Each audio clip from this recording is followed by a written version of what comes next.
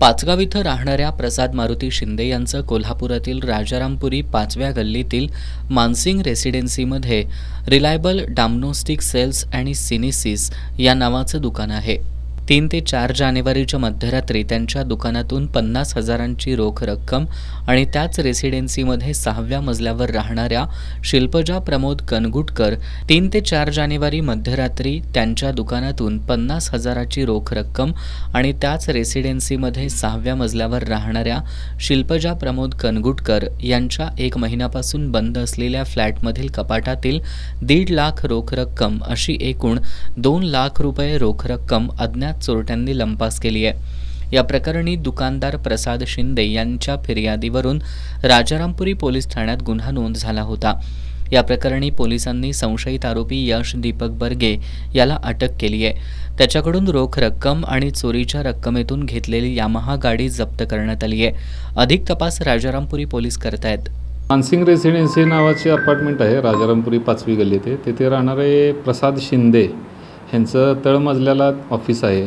Office 3 तारखेला बंद करून ते लॉक करून निघून गेले होते. 4 तारखेला सकाळी ते आले असता त्यांच्या लक्षात आलं की ऑफिसच्या ड्रॉवरमध्ये ठेवलेली 50,000ची रक्कम एका अज्ञात चोरट्यानं ऑफिसमध्ये खिडकीच्या मार्गे प्रवेश करून ते ड्रॉवर उचकटून त्यातले 50,000 रुपये नेल्याचं त्यांना निष्पन्न झालं. पोलीस स्टेशनला त्यांनी तक्रार दिल्यानंतर तपास आम्ही सुरू केला. त्याच वेळेला त्या बिल्डिंगमध्ये 6व्या मजल्यावर शिल्पा करगुटकर नावाचे आर्किटेक्ट राहतात, ज्या पुण्यात असतात आणि त्यांचा 6व्या मजल्यावर फ्लॅट आहे आणि तो 1 महिना झाला बंद होता ते पुण्याला गेल्यामुळं. तर त्यांना ही बातमी समजताच त्यांनी त्यांच्या मॅनेजरला कळवलं की आपलं फ्लॅट चेक करा. तर त्यांच्या मॅनेजरने फ्लॅट चेक केला असता त्याच्या असं लक्षात आलं की तेथील देखील कपाटात उचकटून 1.5 लाख रुपयाची चोरी झाल्याचं समजलं.